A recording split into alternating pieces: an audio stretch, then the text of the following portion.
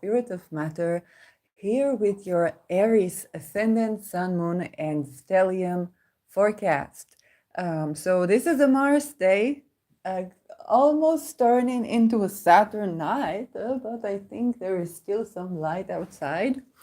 And the Luna hour, Luna at 25 degrees Virgo, with the midheaven conjuncting Neptune on 26 degrees Pisces, ascendant moon ruled 10 degrees Cancer. It's not pre-elected. Mars, the ruler of your ascendant, is in Sagittarius, and the descendant conjuncting the sun.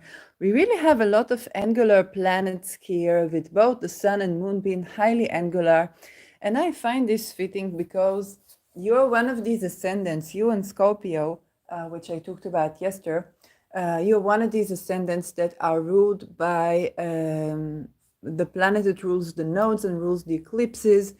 So you're going to be having a more intense 2024, but right now we're talking January. No eclipses, we can all calm the F down. And in many ways, that's what January is about. So I'll begin with the turning direct of Uranus. Even when I remember to include Pluto, yes, the turning direct of Uranus is big. And I'll tell you why it's locally bigger than Pluto, because Pluto, first of all, is going to finally ingress into Aquarius only on November. Right now, yes, Pluto is turning, ingressing to Aquarius. It is already direct. It has already been in Aquarius. We know a little bit of what we are heading to.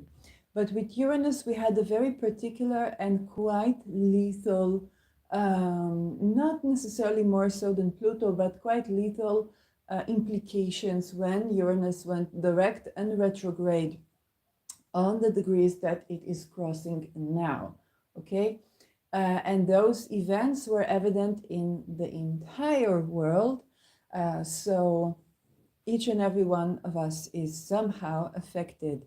Uranus is going to go direct on the very degree that it is right now, 19 degrees Taurus, and it's going to go direct on January 27, marking the end of the retrograde season up until, I think, 2nd of April. Okay, so we're going to have all planets moving forward,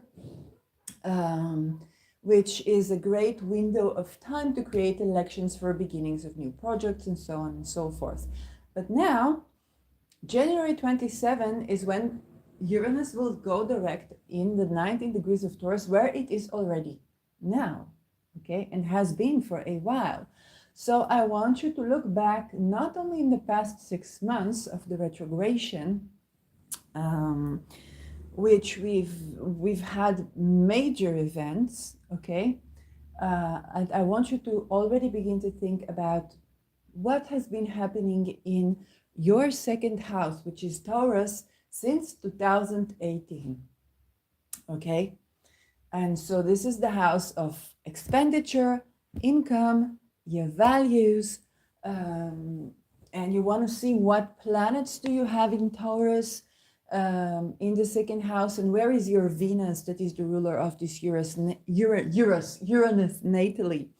And I also want to remind you that Uranus will go over the degrees up until 23rd degree of Taurus, going over the shade period. It's the final touch, okay? There was the direct retrograde, now it's going to go direct on some very lethal degrees. Both the 21 and the 22nd are lethal, both in their own ways.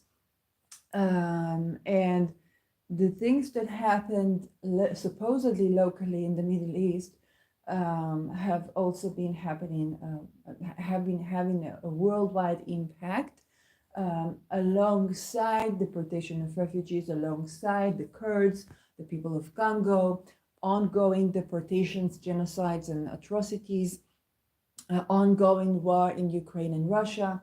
And when it comes to the people, it's Ukraine and Russia, okay? The people, they usually don't choose where to be born, right?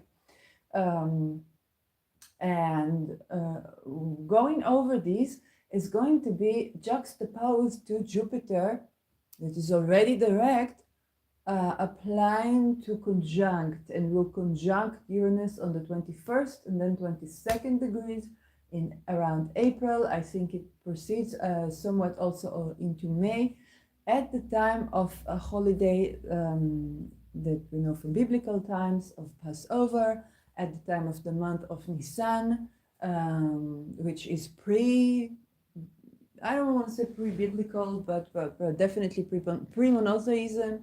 And this is the month of Nisan, so it's the blooming, it's the spring, and we're talking about themes of liberation, but we are also talking about something that happened, and I don't know, it really even doesn't matter what is your ethnicity and so on, but the doors of the Jews that were marked all around the world in Stars of David or swastikas, the origin story of Passover, when we know it from monotheism. I'm not saying that there wasn't any pre-plot that was such, but what we know from monotheism was that there were 12 times that Moses warned Pharaoh to release their people, and the 10th time, not 12th, 10th.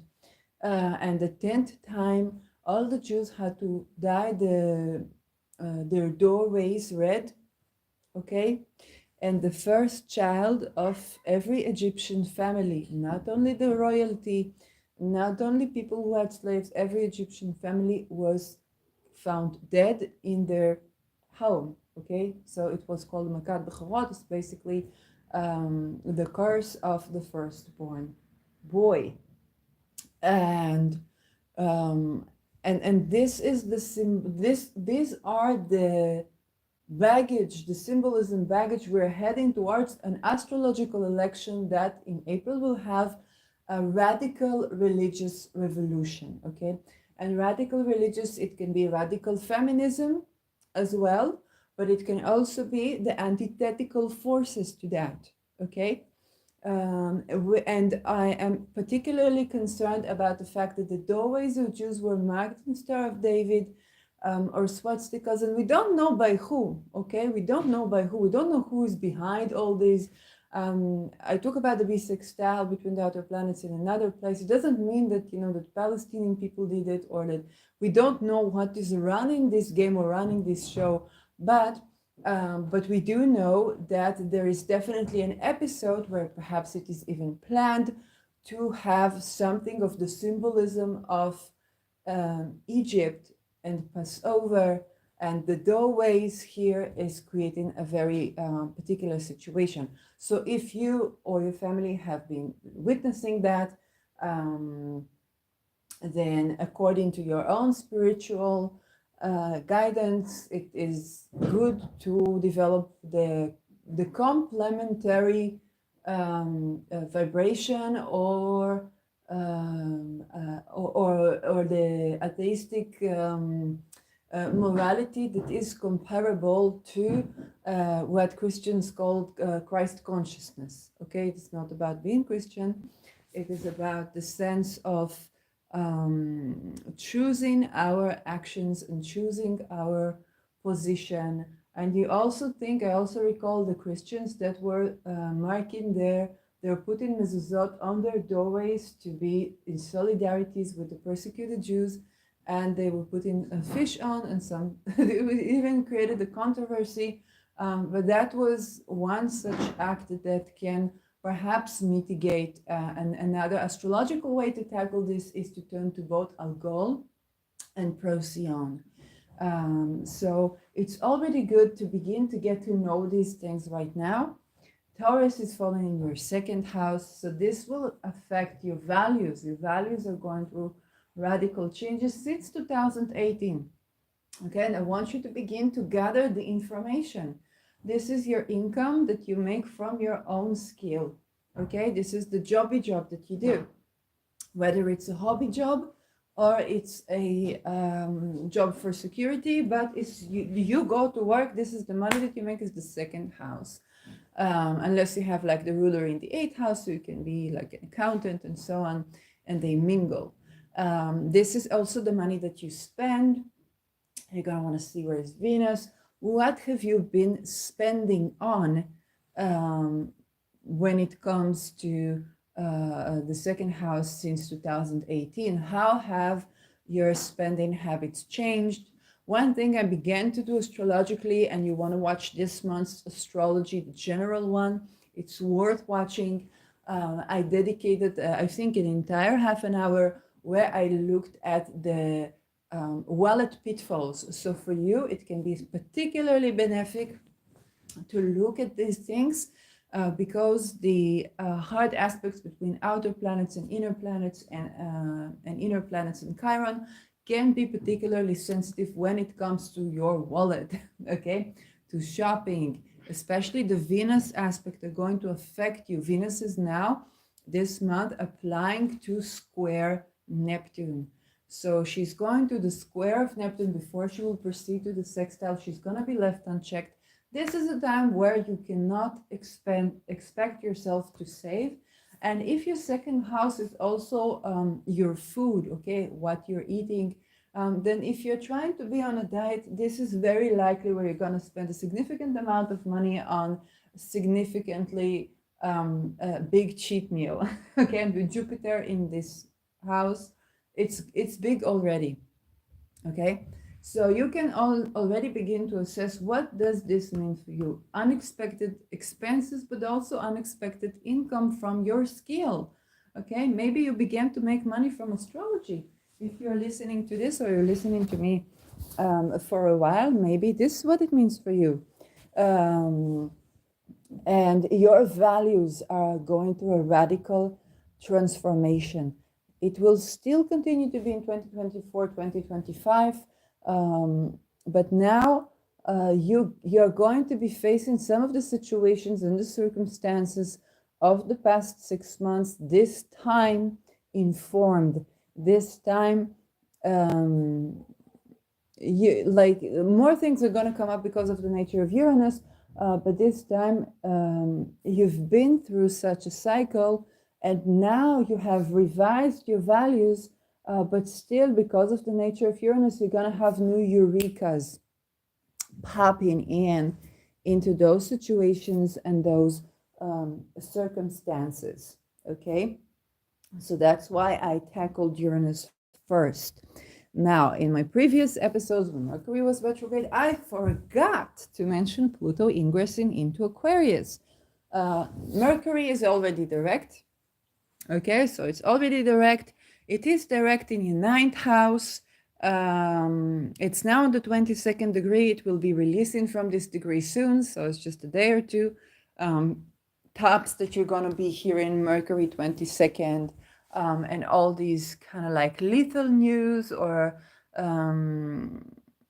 stories about to kill and be killed associated with travel, children, journalists, perhaps international conflicts with the co-presence of Mars here. Your ruler is in the ninth house. Your worldview is being kind of receiving an expansion. Perhaps a much needed one.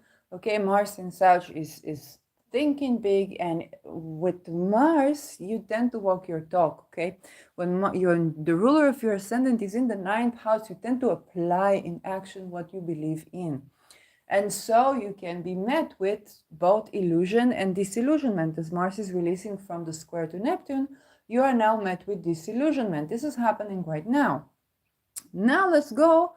Before the rest of the ingresses, let's go to Pluto ingressing to Aquarius. For you, it means that Pluto is stepping in again in your 11th house.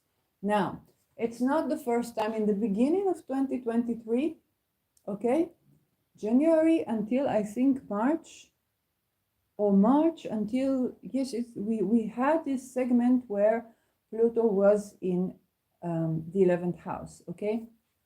You have already seen what happens when Pluto delves into that. In terms of the world, well, World Bank's collapsing. And I think Lada Duncheva, that she mentioned kind of like recap of this time, and banks began to collapse one after the other.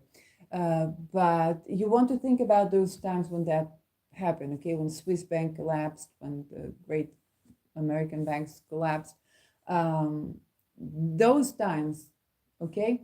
We're gonna be delving into the things that happened in your life at this time.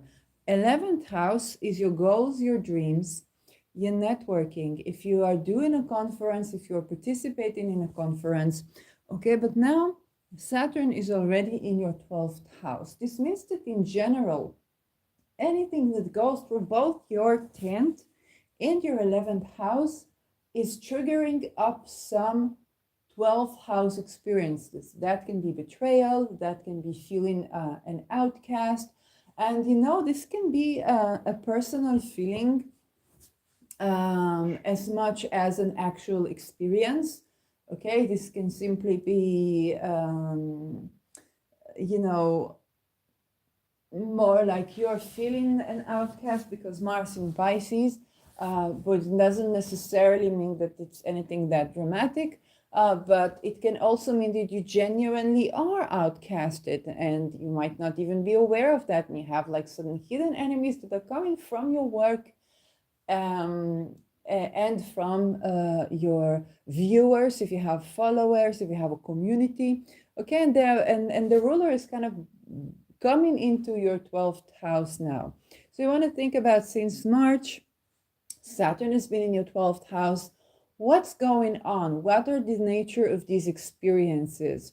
Okay, because Pluto is just going to trigger the same thing, but from a different aspect. And this time it's not the aspect of like your career or your public image per se, but your experience as a little bit of an outcast within your community. Okay? This can be a highly isolating experience for you. And you're heading to 20 years of Pluto being in your 11th house. That can mean that you can go from being completely outcast by society to being completely appreciated by society, and then kind of like going between these extremes. Okay, as Pisces ascendant, I've had Pluto since 2008 in my 11th house. It began with an absolute and total crisis, an almost ideal comrade that exploded into an absolute and total crisis. I was basically having like a toxic relation, both side toxic. I had no communication skills, and I tried to make something out of it. So I was also, you know, playing out things that I wouldn't probably do. Hopefully not today. But the thing is, I was trying to say, okay, this person has let me down, and now I want to have corrective experiences. And I went to some forum where I was looking for corrective experience in all the wrong places, and I was completely outcast. I was bashed. People wished me to be group raped, like really horrid stuff, because I talked about what I now understand is astral boundary violation. Okay, astral sexual boundary violation. But I did not understand at all what was happening. Definitely the people who were in that forum did not understand anything from their life. And they also thought it was pre-me 2 times. Really horrid experience.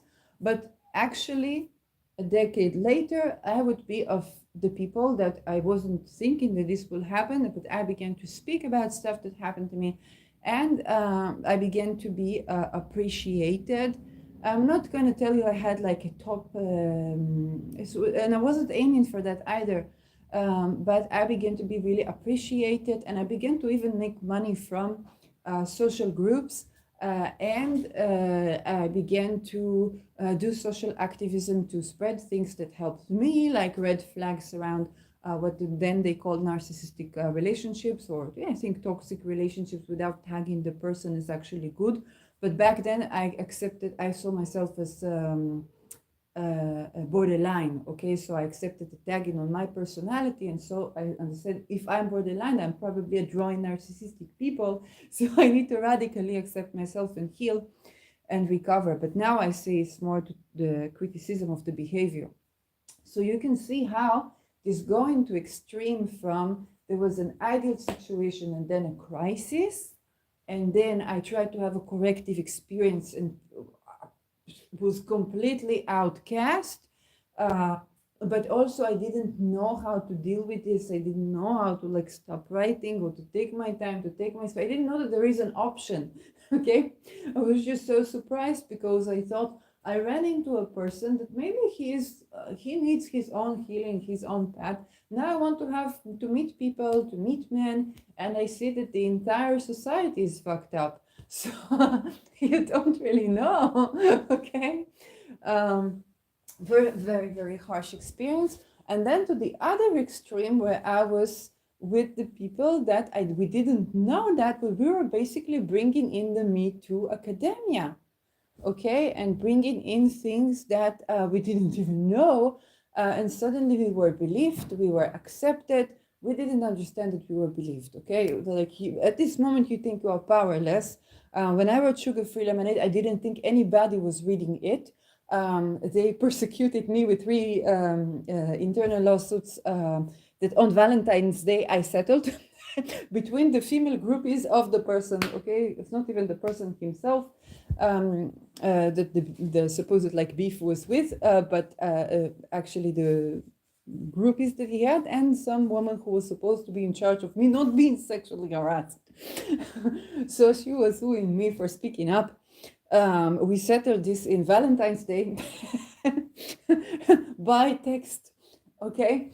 And so I went from literally being the black sheep to being the person that the president of the university remembered because they used to send me to donors meetings, okay? I was representative for them and I was a story because I got the grant for studies from like the welfare, like rehabilitation and so on and so forth, and very smart and this and that.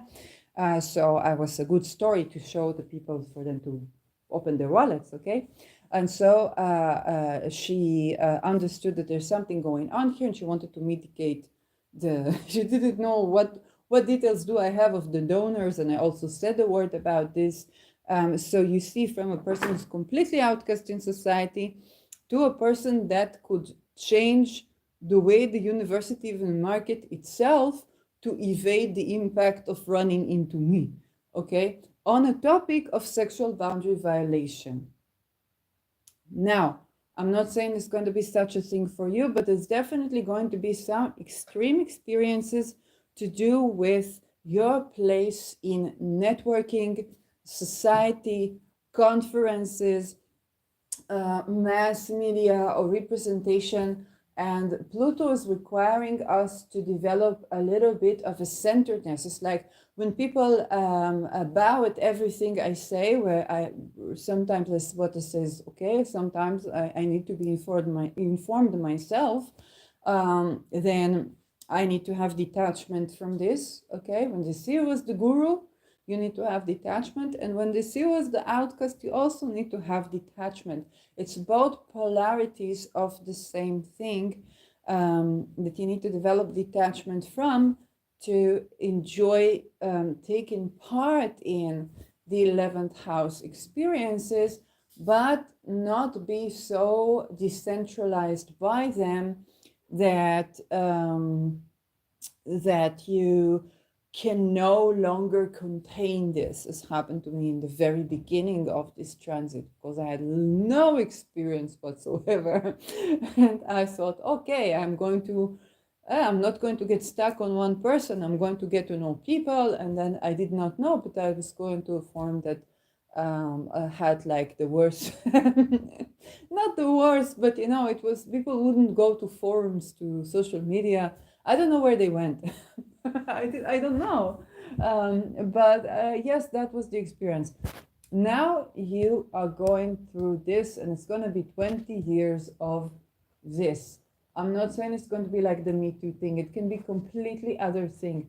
But there's something you're going to feel like an outcast about. And then, lo and behold, because you're going to also experience the other polarity of this experience, which will be being highly appraised and highly looked at, okay? And also being a polarizing figure, like all of those Pluto extremities in your 11th house. And they're going to affect things. And it's a skill that you little by little develop. You can work with the fixed star Deneb Algedy to kind of protect you, the scapegoat, and begin to form a relation. It's also a good way to work with Saturn if you like a night chart like me. And Saturn is the more difficult energy to cultivate. Okay, so this is Pluto. Another thing that is happening is the ingresses. So one by one, Mars, Mercury, and Venus are going to ingress into your 10th house. So we're beginning with Mars on January 4. Okay, just 2 days from now, Mars is going to ingress into your into your 10th house. So this means that, first of all, Mars is the ruler of your ascendant. So for you, you might be getting a promotion. You might be becoming more parent-like. You might be becoming a boss. But because of the nature of Mars, it's the nature of your ascendant is Mars, okay? It's nothing you can do about this. It's about asserting your boundaries. It's about taking action. And there can be conflicts with authority figures, or there can be conflicts or challenges to you as an authority figure. This is happening January 4, okay? The Pluto ingress is January 25, if I'm not mistaken. Yes, January 21 or 25? January. Pardon. The Pluto, I cannot French. The Pluto ingress, January 21. So, yeah. The ingress of Mars into Capricorn, January 4. So, like I said, your authority might be challenged, but also you might be challenging authority. The ruler of this 10th house is in your 12th house. So you could be getting a promotion with a hidden enemy attached, okay? Or you could be getting a boss position with a loss attached to it.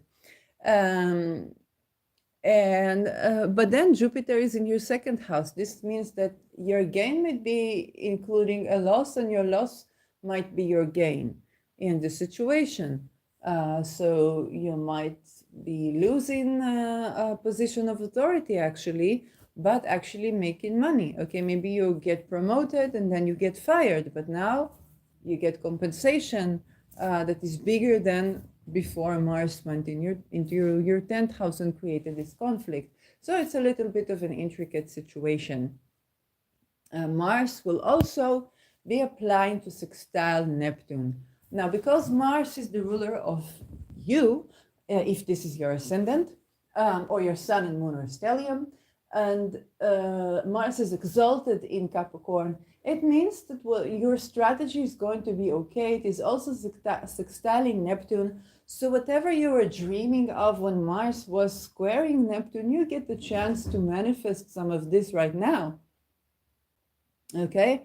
If there was an ideal dream that you were disillusioned by, now you get the chance to look at it from a point where you are more competent and strategy is better.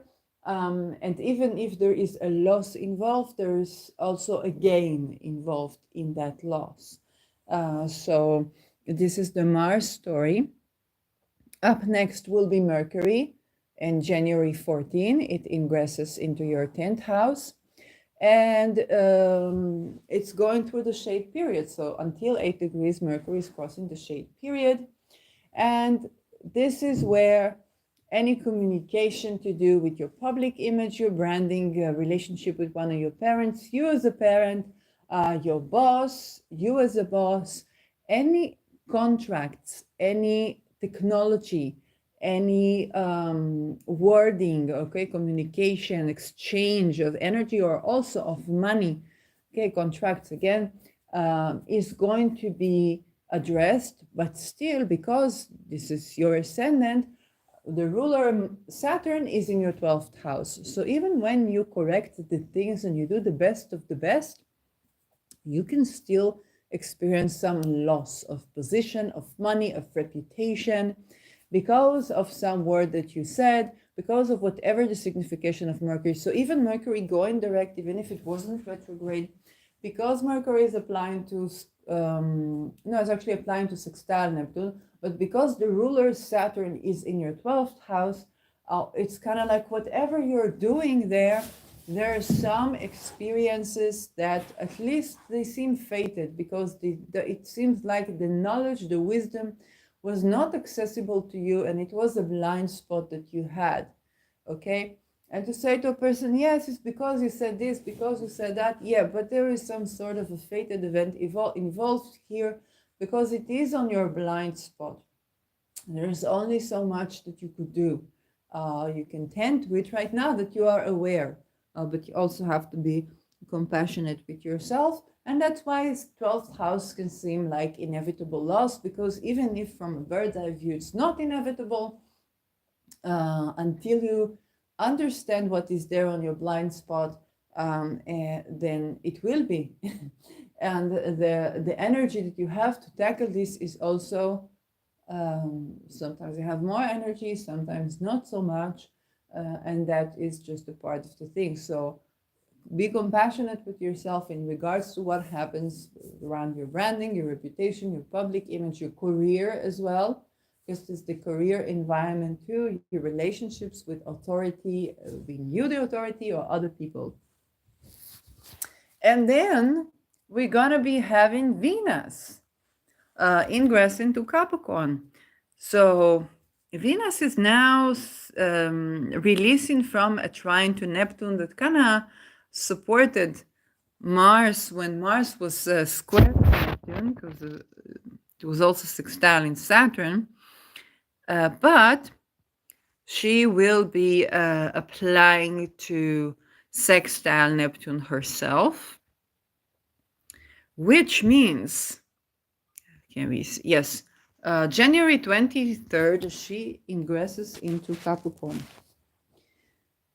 Right now, Venus is applying, right now Venus is, applying to actually the square with Neptune. Anything that crosses over the end of Sagittarius is squaring Neptune, which means you still have more to go, especially around January 19th.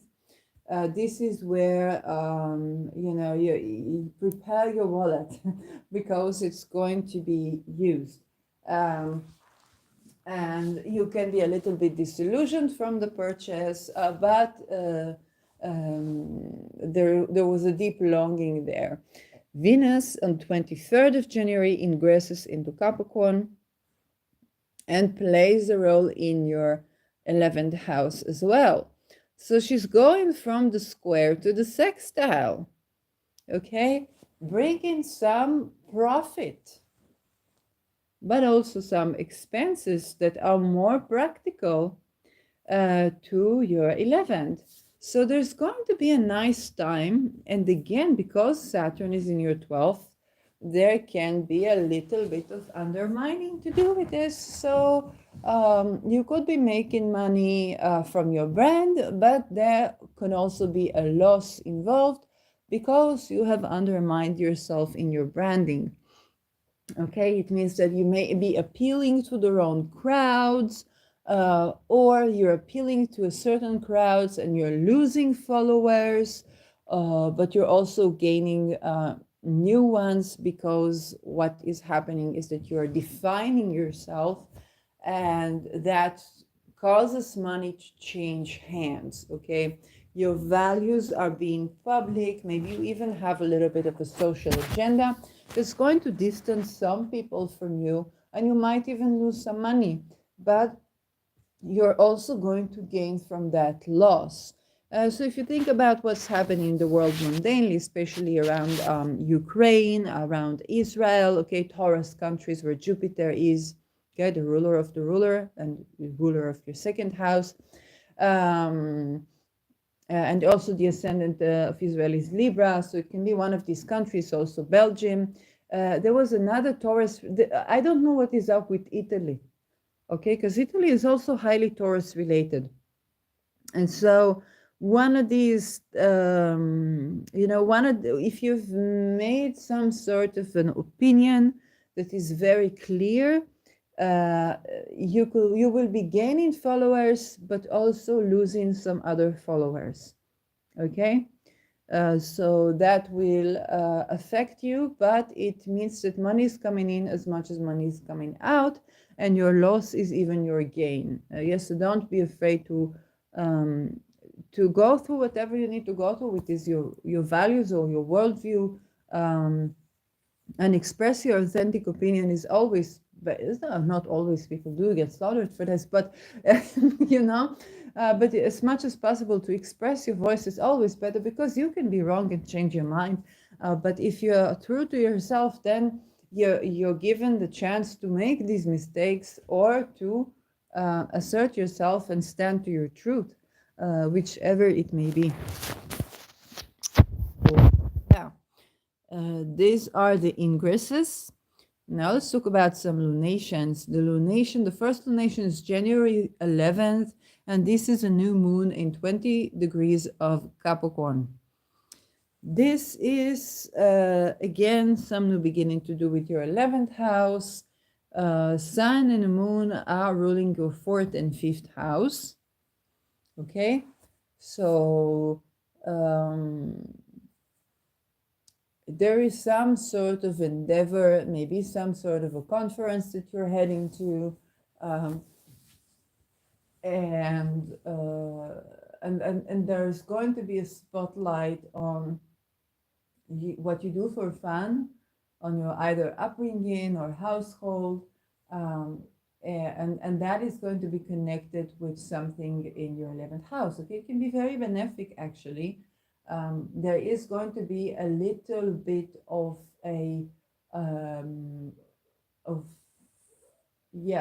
it's going to trine Uranus, okay, and it's going to be releasing from the trine to Uranus, actually, okay, 20 degrees Capricorn, in your 2nd house. So there's going to be some unexpected flavor to this new beginning, and even a sense of fatedness, and it's going to be a little bit of a tone that will stay after Uranus is turning direct, okay? How loud it's going to be, we don't know, but there's just something that is not outdated, but a reminder from the insights you had when Uranus was retrograde that goes with you. So it can be an agenda, it can be a worldview, it can be a conflict, an argument as well. Okay, this can also happen. And it can be some new teaching, some new lecture, different way that you maybe integrate something that you do for fun, or your children, or your home, or even your nationality, okay, as something that you present when you start, let's say, a talk in a conference, and that's going to be unexpected. It's going to be perhaps an act of defiance, okay, so you could, for example, go to Howard and say, I am Jewish, Israeli, and I don't know, whatever. We've been seeing such people that say, I'm half Palestinian and half Israeli, and this is my opinion about this and that and that and that. And yes, it's still going to be involving those Taurus-related countries. So it can be Ukraine, Israel, Belgium, and perhaps even Italy. I haven't seen Italy on the news. I don't know. But it's also a Taurus-related country, so we need to look into Italy in another episode. The next lunation is going to be January 25. This is the January 25. And, right, just make sure that I am correct. Yes, and it's going to be a full moon in Leo, 5 degrees Leo. So, again, Oh, I'm sorry. The new moon is in your 10th house. Yeah, I thought in your 11th. The new moon is in your 10th house. So it's going to be more about your branding and public image and presentation, less about conferences, unless you have, like, yes, the ruler is connected to your 11th, but it's going to more to do with your image and reputation, and less with, okay, it's kind of like a branding that you might use, like your nationality, or what you do for fun, or your children, as a part of like your presentation or your branding. And that can be a defiant act or a rebellious act in some way.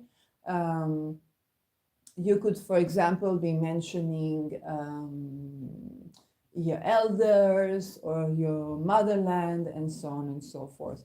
But it's a new beginning to do with your branding, career, position, promotion, or the other way around. Okay, not 11th. Corrected myself. Mercury shady.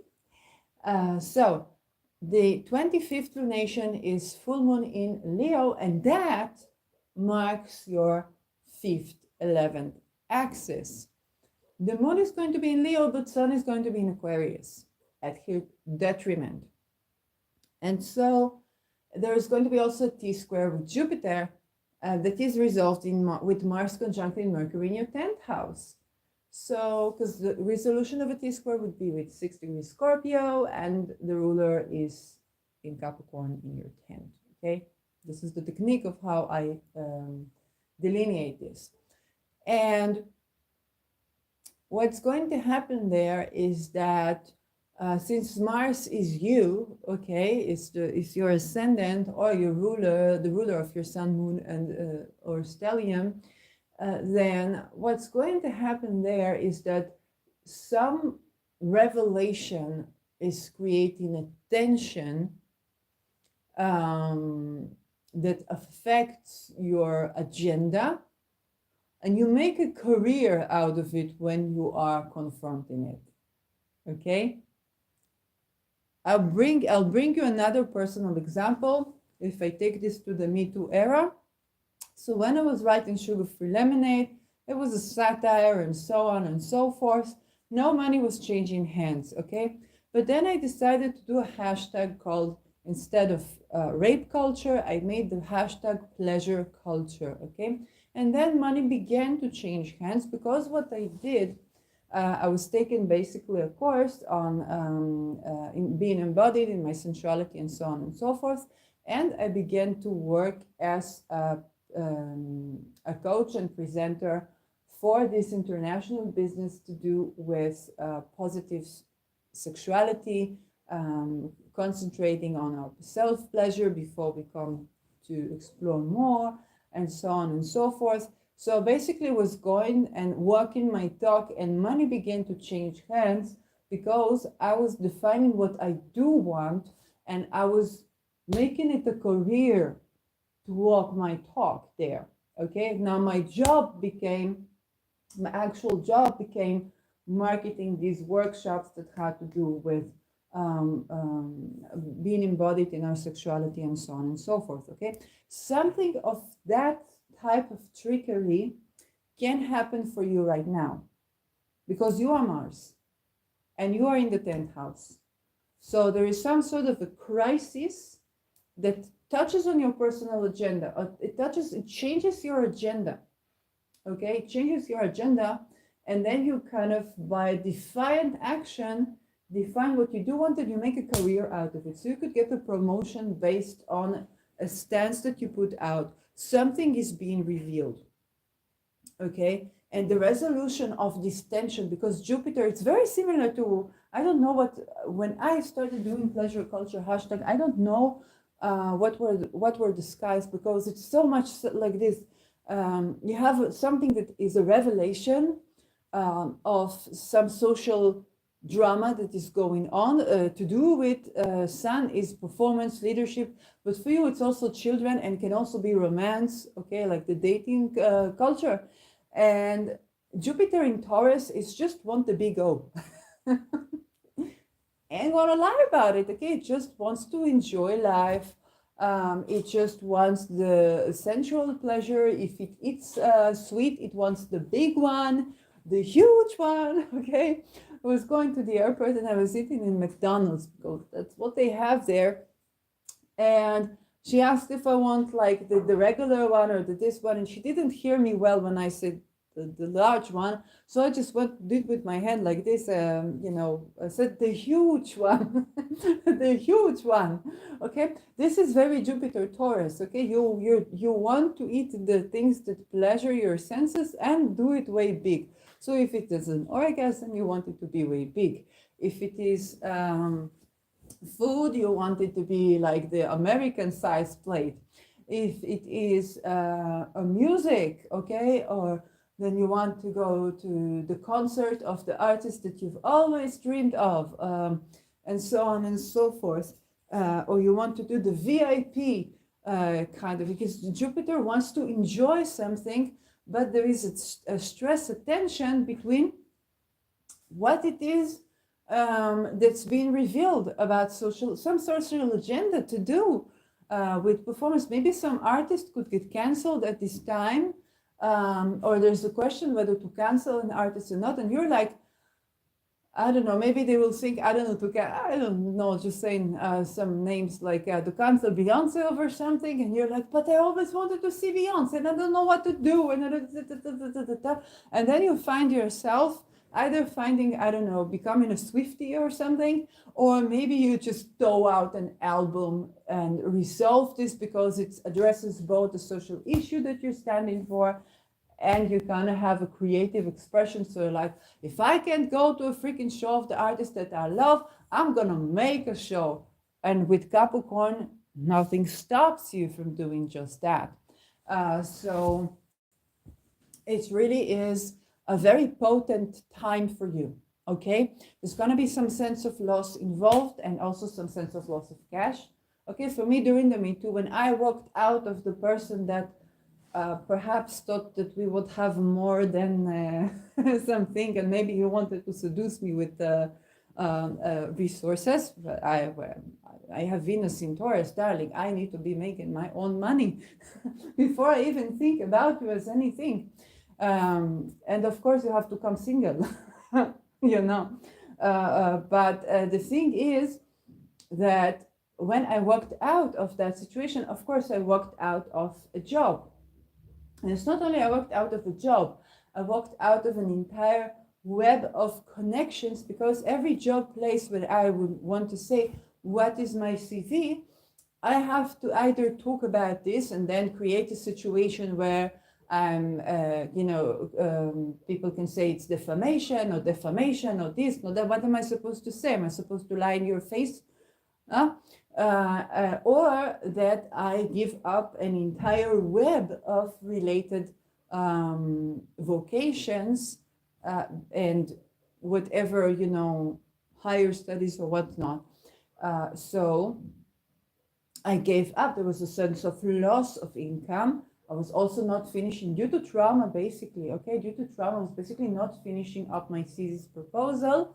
But I actually went to study something that's practical, that's applying before even finishing my thesis, which I think also contributed to my well-being quite some. But this is a kind of a situation you're dealing with. You're saying no to something, and there is loss involved, but you're also saying yes to something else, and there is much gain involved in that too. Okay? So I want you to be considering of that. And again, I give the Me Too example. It can be something absolutely and totally different. Maybe you are vegan, maybe I don't know, okay? But this is what you're dealing with here with Venus. And when Venus will be sextiling Neptune, when she will be in your 10th house, then you are also able to manifest here something of what you desire. There's going to be sense of loss involved, but you do manifest something. You are staying true to yourself here. This is why it kind of like really relate to this story that you're going through right now in a certain essential way. So yeah, those are the lunations. There's going to be a little election on January 20th where Sun and Pluto are going to conjunct in the 29 degree of Capricorn, and the moon will trine them from Taurus.